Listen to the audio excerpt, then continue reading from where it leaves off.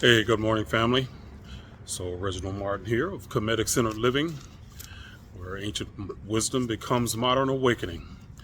So, the weather's been pretty bad here the last few days, so hadn't been able to get out and walk like I normally do, but still wanted to talk with you guys this morning and just really go back over some information. So, I talked last video about light language, and speaking in tongue and how that is connected to light language.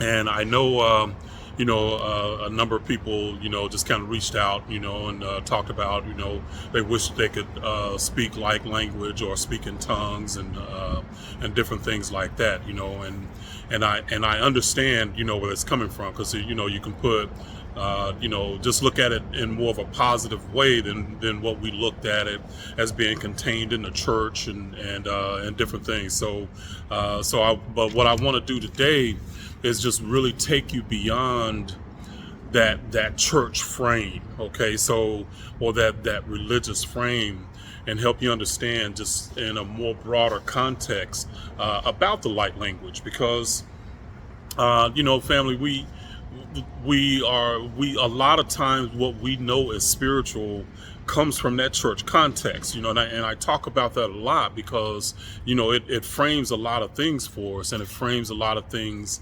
oftentimes in negative ways.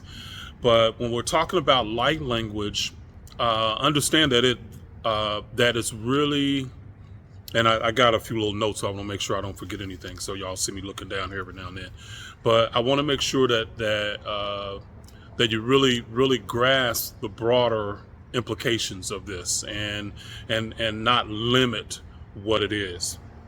So one of the things I want to do is really take it to just some analogies. So when you're thinking about when people that experience that speaking in tongues, usually it's in a very heightened state. It's you're usually like in a state of joy, ecstasy, whatever. I mean, you just like brimming over with these feelings, and the light language just comes out. It's so natural, it just flows out. Okay. This is no different than, say a jazz musician can be doing their thing, playing their music, or a rapper can be flowing, with their words, and stuff like that. So, so in this sense, when they are in that heightened state, they can just get the flow, family, a baby that has not yet learned how to speak words will speak light language. All those goo-goos and gagas and just the different things that they say.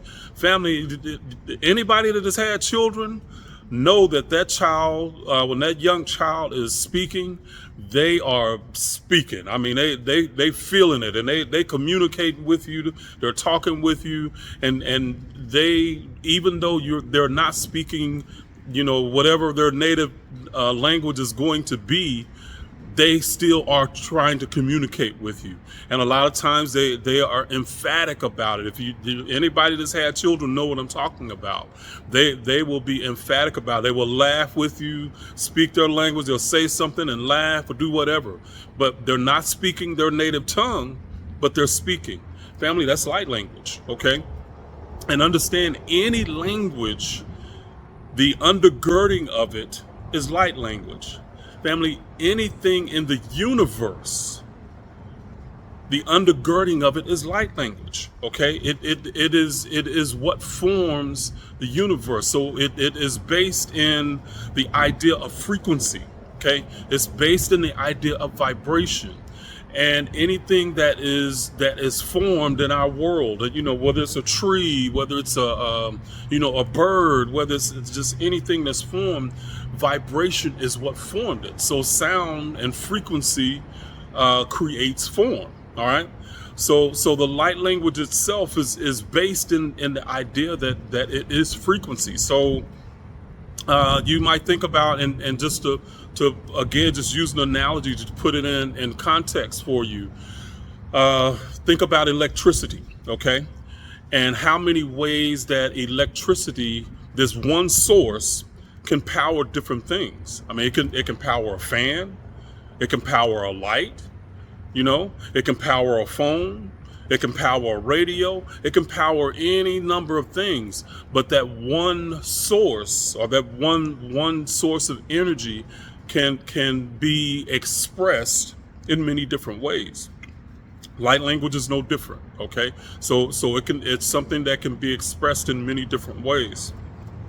So it really comes down to, for us, a lot of times we can think in terms of how we've been socialized, our culture, and a lot of times we form the ideas about this stuff only in the ways that we know as our culture, but it's just much broader. Okay, so that's what I want to explain and express. It's just a lot broader than what we've taught, or what we've been taught. So when you're talking about just these states, man, I was trying to think about, because there's times, like I just remember playing ball years ago, that man, when the crowd gets to like going, and you doing your thing out on the floor, and me personally, I played basketball, but man, you in front of 10,000 people. And I remember, this is just in high school, family. I mean, we had a squad, and we could play. We played in stadiums that the pros played in, and man, we could fill them up. Okay, you hear 10,000 people shouting for you when you do something or whatever, family. You getting a, I'm feeling chills right now just even thinking about it. Just thinking back on it, bringing it back into my present, about how that feel, how that felt then, but I'm feeling it now. But it's that vibrational frequency and that essence that you're feeling, and again, it's just it's the light language is based in that frequency. So I was talking the other day about how when you're in that state of ecstasy and you're speaking in tongues, there's going to be other communication riding along with that. Family, even the tones and sounds you make, the different ones, they are different. They're going to be different frequencies. Even the pauses and the silences in between. Okay. It has meaning. There's something there. Okay. So even when we think of silence in the context of something that we can't hear, you got to think that there is still sound that our ears cannot hear.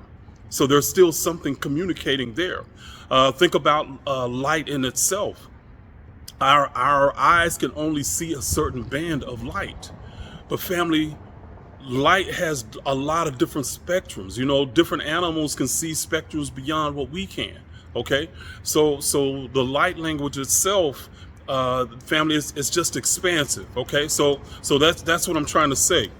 So let's see. I was just looking at my notes here, and just I want to address too the idea that basically I was talking about cultures earlier.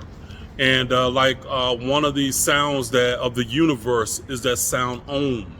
Om.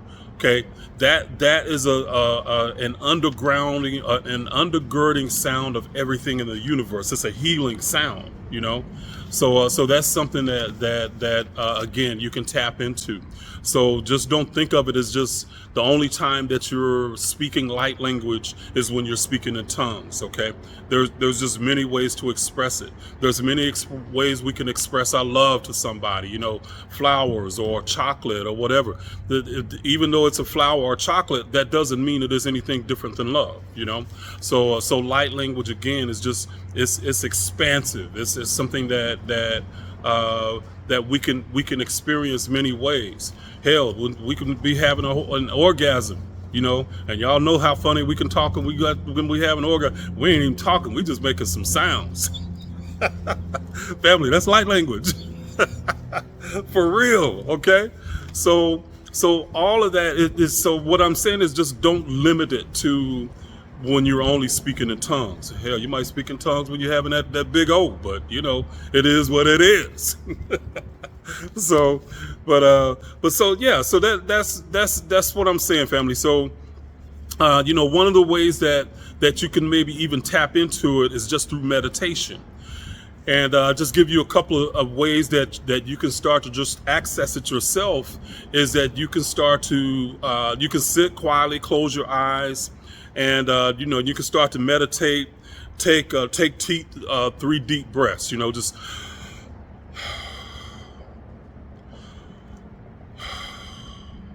okay. Take 3 deep breaths. I already know somebody gonna tell me, man, breathe in and out your nose. I'm outside walking, people telling me to breathe out my nose while I'm walking and talking. Like, man, if you don't get out my face. But anyway, but y'all know what I'm saying. So take 3 deep breaths, and that usually is enough to center you. Okay, and then just let sounds just flow. Just let them come through you. And don't try to filter. Don't think about them. Just let them flow, and then let the communication go. And see what happens. Okay. So you can do the same thing. You can close your eyes, and you can just hum. Just hum some tunes. A lot of times, what people don't realize too is like consonants and vowels in ancient times. They were a lot of times about breath work too, because the sounds A, E, I, O, U are actually in some ways connected to our chakras. Okay, and you can make certain sounds like the word amen. Okay, you can chant the word amen. Amen. Okay. So those words were actually vibrational constructs. They were vibrational recipes, not names that we think of them today. Like the word attune. Attune. Okay, so those different, again, those are vibrational recipes. We only think of them as names of gods, but that's not what they were. They were vibrational constructs.